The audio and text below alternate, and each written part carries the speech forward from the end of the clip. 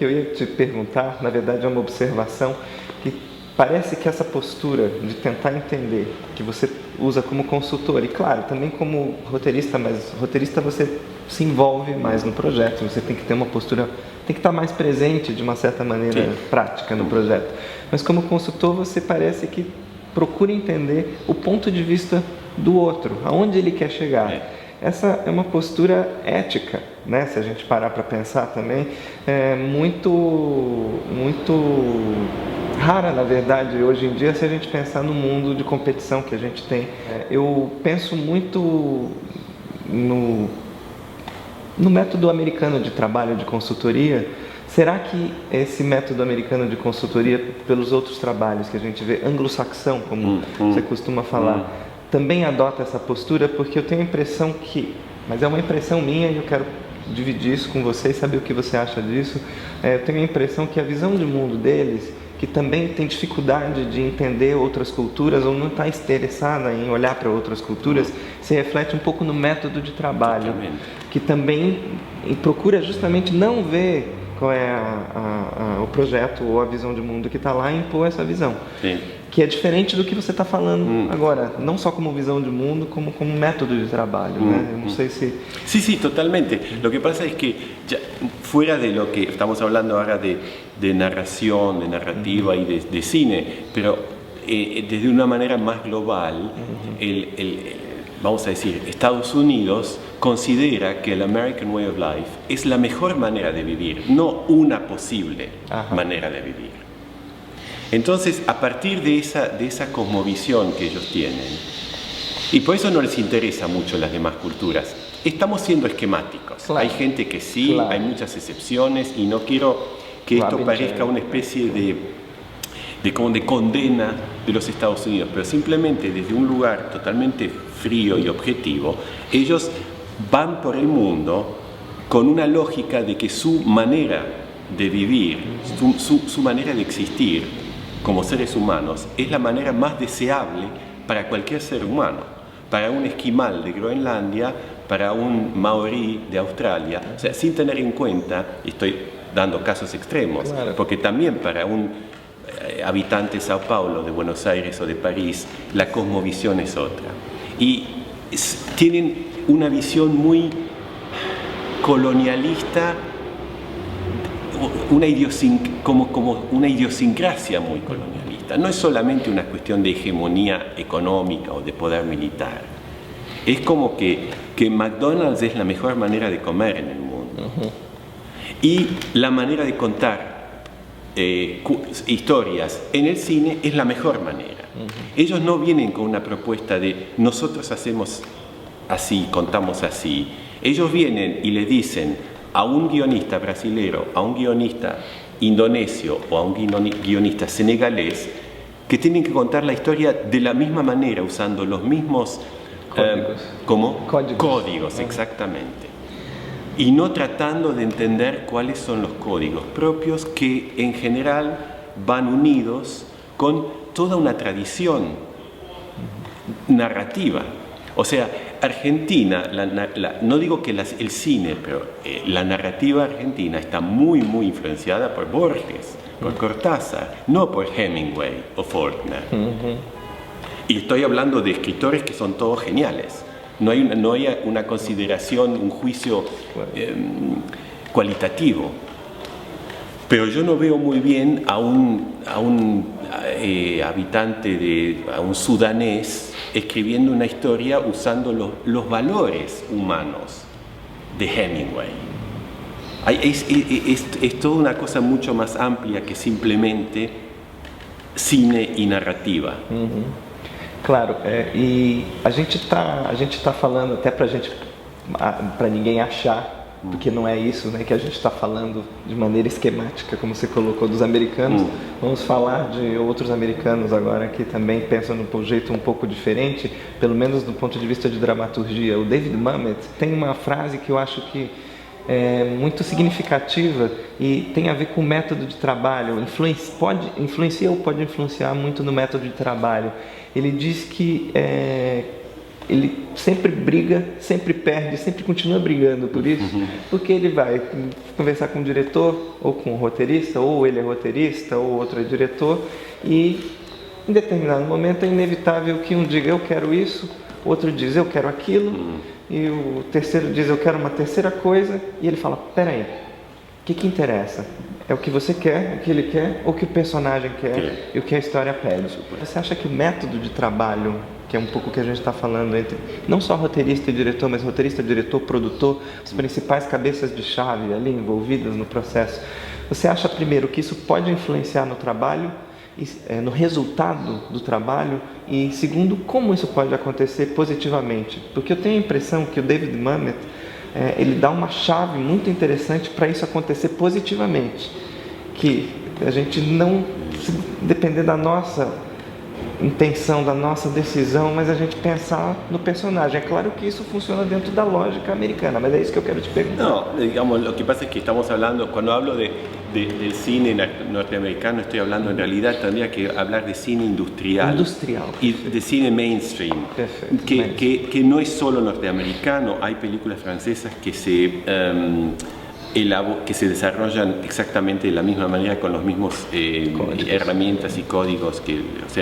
Lo que pasa es que nació de Norteamérica esta manera de hacer cine. Yo creo que un guionista tiene que tener, si no conocimientos formales de psicología, por lo menos una intuición de psicología muy desarrollada. Porque lo que va a suceder es que vamos a suponer que nosotros nos ponemos de acuerdo.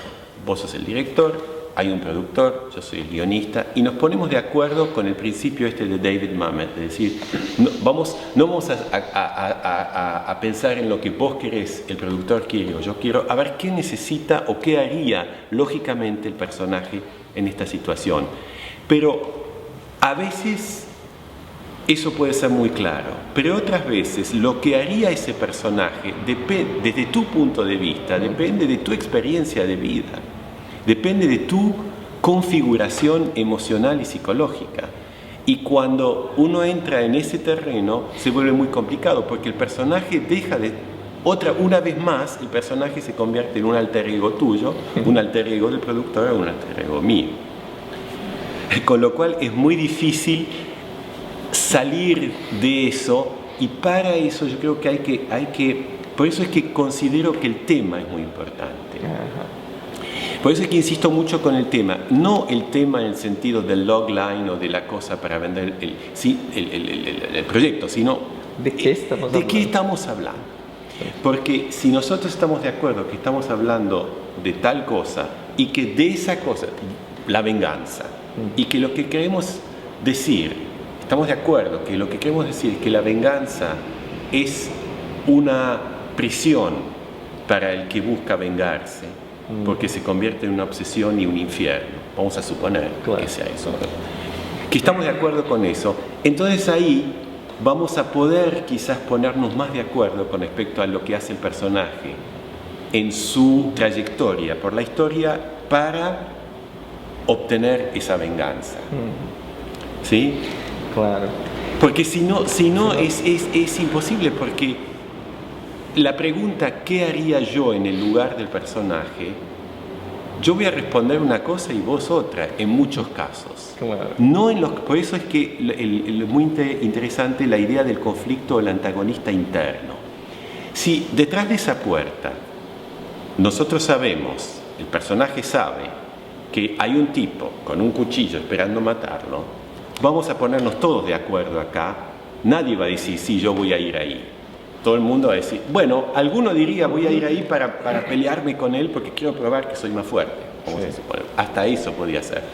Pero de todos modos hay más unanimidad. Pero si hay una cuestión de un antagonista interno,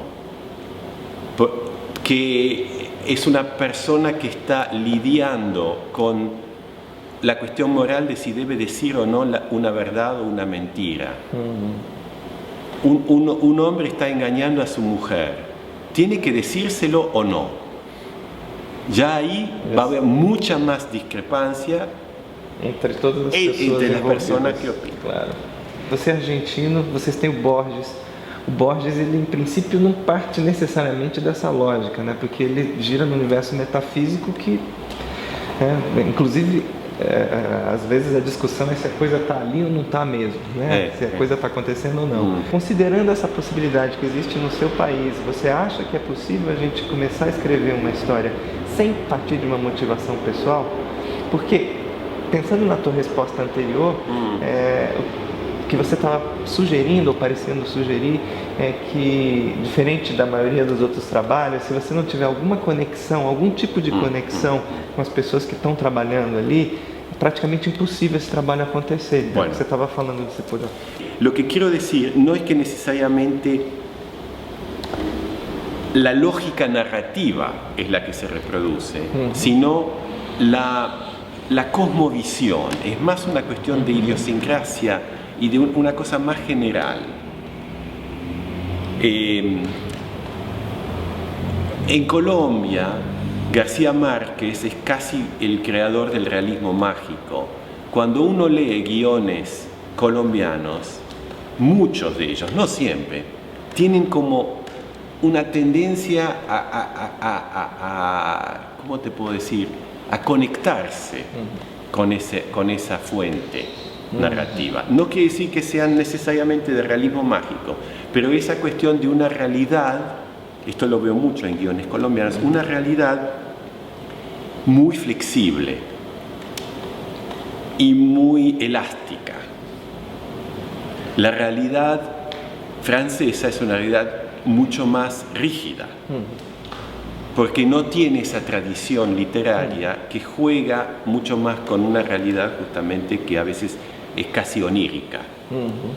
Entonces quiero aclarar eso, porque no es que yo considere que necesariamente los guionistas argentinos o los narradores audiovisuales argentinos estén basándose en la forma de escribir o de narrar de Borges, sino que tienen eso ahí. Claro. Es parte de la cultura. De la cultura. Con respecto a lo segundo, sí, por supuesto, yo creo que es posible para un guionista profesional escribir técnicamente. No sé si el guión va a ser muy interesante. Más bien yo diría que no. Y de hecho, cuando los guiones que leo de las grandes películas industriales que he leído de Estados Unidos, muchas veces tienen una ejecución excelente, pero no tienen sangre. Lo que dicen, ¿no? No tienen sangre. Uno no siente que el guionista tenga ningún tipo de pasión personal. Yo creo que no digo que sea imposible, pero en todo caso, personalmente, yo nunca escribiría un guión. Bueno, si me ofrecen $500,000 puede ser, pero no voy a ofrecer $500,000. Y no sé tampoco, no estoy seguro. Nunca escribiría un guión si no tengo una conexión personal, porque no me resulta un acto interesante. O sea, no me metí en esta profesión por eso, para escribir guiones como puede pintar un pintor una casa, simplemente poniendo los colores que tú te digas. Y bueno, quiero que pongas aquí azul, a mí me parece horrible, pero igual me dice azul, yo pongo azul, aquí rojo, pongo rojo. Yo tengo entonces una otra pregunta, que es, ¿cuál es el límite entonces entre tú y el personaje? Cuando estás como guionista, te involucras en un proyecto, tienes una motivación para estar ahí, la sangre está. Sí. Y ¿cuál es el límite, o sea, para dejar que el personaje sea él mismo y en otro? Claro. En este otro, ya ahora cambiamos el punto de vista. O sea, en realidad es una respuesta interesante. Harold Pinter dice que él crea un marco, pone a los personajes en ese marco y después se queda mirando a ver qué hace. Bueno, o sea, entonces son dos momentos. Uno que es lo que se mueve para estar ahí. Sí. Y el otro es que, bueno, ¿qué es que está ahí? Sí. Claro. Yo creo que particularmente en la escritura de guiones, que no es lo mismo cuando uno escribe una novela y no existe cuando uno escribe una poesía, es que hay dos momentos. Hay un momento que podríamos decir que que viene del hemisferio derecho del cerebro, o sea, intuición, imaginación, emoción, toda la parte menos racional. Y hay una segunda instancia en donde interviene lo que sería el hemisferio izquierdo, que es la parte analítica, racional, porque a ver si realmente está funcionando esto. Claro. Cuando uno escribe una novela tiene mucha más libertad, y cuando escribe una poesía el cerebro derecho no participa para nada.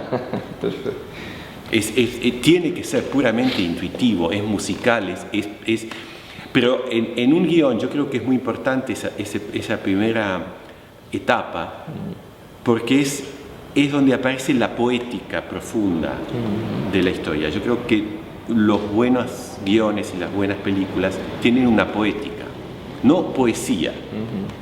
Tienen una cierta visión poética y no todo es literal y racional. Siempre hay excepciones si es una película muy factual sobre hechos históricos, pero igual, las buenas películas sobre hechos políticos, sociales, históricos, tienen una dimensión poética. En esto, siguiendo en esto, si tu poética como guionista es distinta de la poética del director, ¿crees que es posible que salga la película? Sí, es posible porque yo creo que yo no puedo, lo que necesito yo es que la poética del director a mí me toque algo que me conmueva o no que me inspire. Igual. No que sea. Perfecto. No que sea igual. Pero como me pasa con poetas, yo leo a Pessoa y la poética de Pessoa a mí me toca muy profundamente. Eso no quiere decir que yo, si escribo, voy a escribir poesías como él, pero su poesía va a inspirar cosas en mí que son de mi poética, pero que de alguna manera están conectadas con la suya. Hay otros grandes poetas que no tienen no me tocan en ese lugar emocional particular, digamos. Claro.